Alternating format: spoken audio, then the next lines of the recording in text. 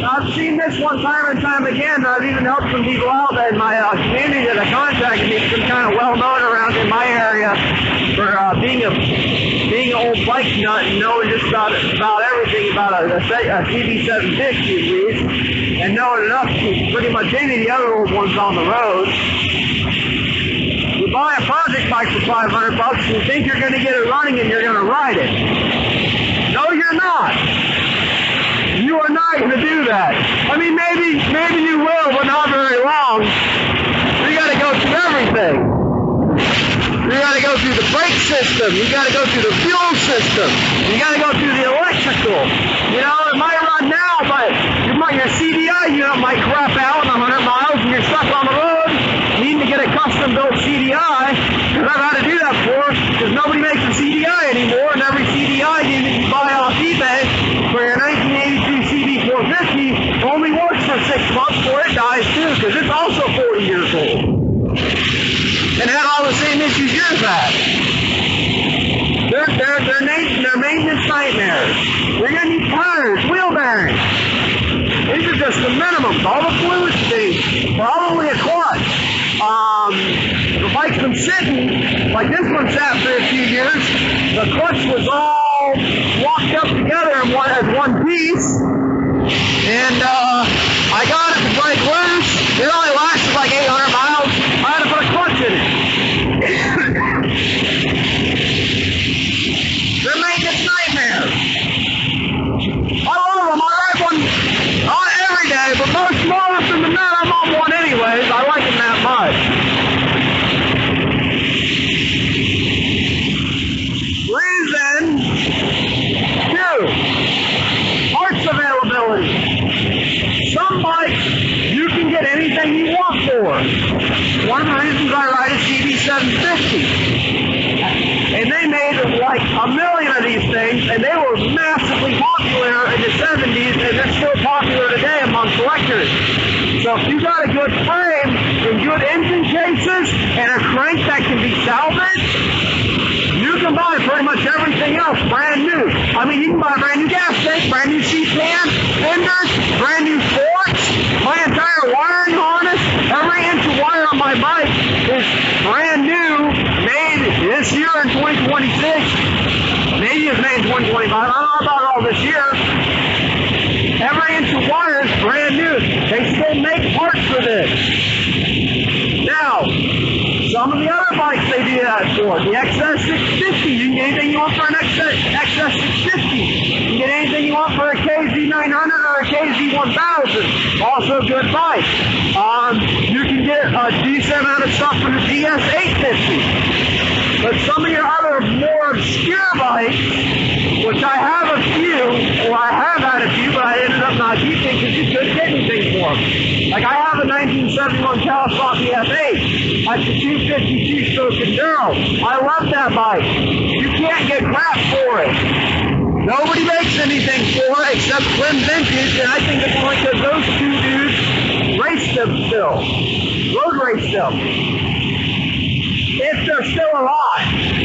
I haven't talked to the guys over there at Clinton in probably 8 years, and they were getting up there when I last talked to them. If they're still around, hats off to them. So, some of your more obscure bikes, like your TS2-stroke Enduros, good luck. You might get a piston kit for it, but if you need a crank, you're out of luck.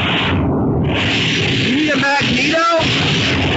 Or a stator, forget it. Wiring harness, you're going to be building your own. I've had to do that before too. I had to build a whole new harness for my F8 with the original schematic because they didn't have one when I got it. It came in buckets and half the bike was missing. I got a rolling chassis, a motor, a gas tank, and some fenders, and that was pretty much it.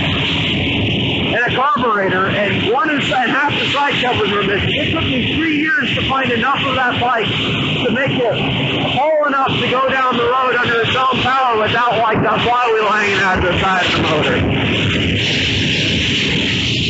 So I have a soft spot for those. Because they're great bikes. They're good flat track platforms too. So So, parts availability. Reason number 3. Safety. You're on a motorcycle, it's not really going to be inherently dangerous anyway. It's not a big deal to me because I grew up. I'm not that old, I'm in my mid-20s, late 20s. But I still grew up around 70s vintage bikes because of my dad, and 80s bikes. But a lot of these, none of these bikes, they don't have ABS, they don't have traction control, they don't have a slipper clutch, which I didn't know was a thing until like a month ago. We're just gonna roll right through that one right there. They don't have any modern creature comfort. They are dangerous. The frames are not that good. They kind of have a tendency to death wobble, and even if everything's right with them, the frames are just flimsy.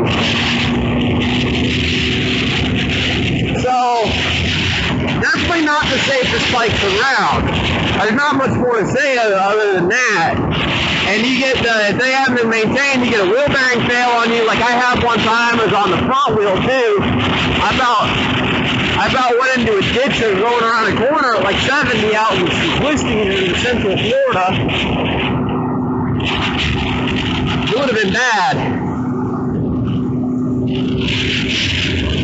Reason number 4, which is related to reason number 2 of parts availability, is price. Sometimes when you do find parts, you're going to be paying a hell of a lot of money for them. I got a bad oil line right now on this bike. It's leaking oil, and I got to fix it. The oil lines, both of them are bad. They both drip a little bit. They're $200 a piece. It's $400 for 2 feet of hose. We're going to do a workaround on that.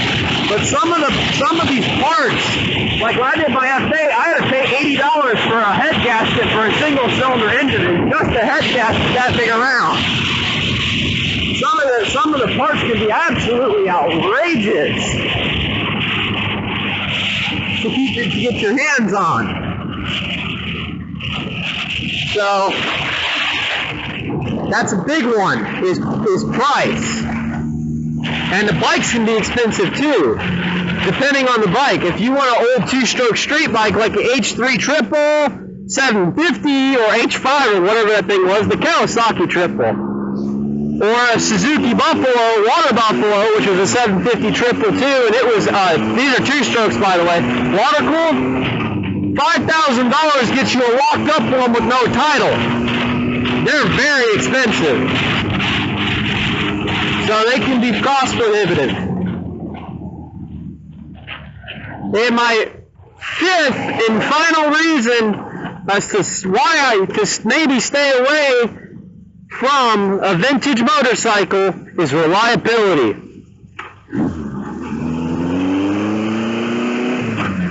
What's going on, dude? Some of them are pretty reliable.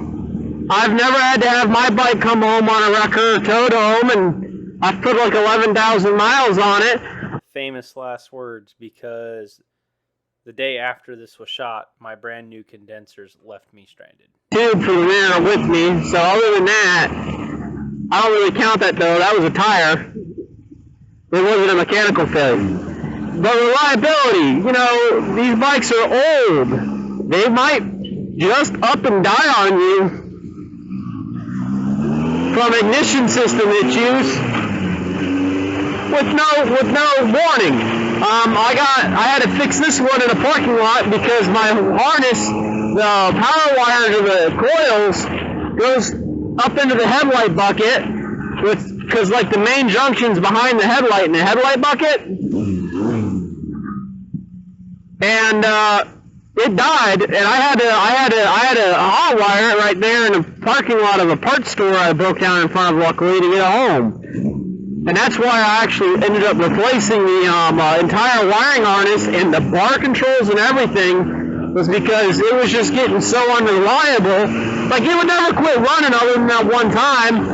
But I'd be riding along and all of a sudden my headlights would quit working. Or my blinkers would come on because there's a short in the harness. So reliability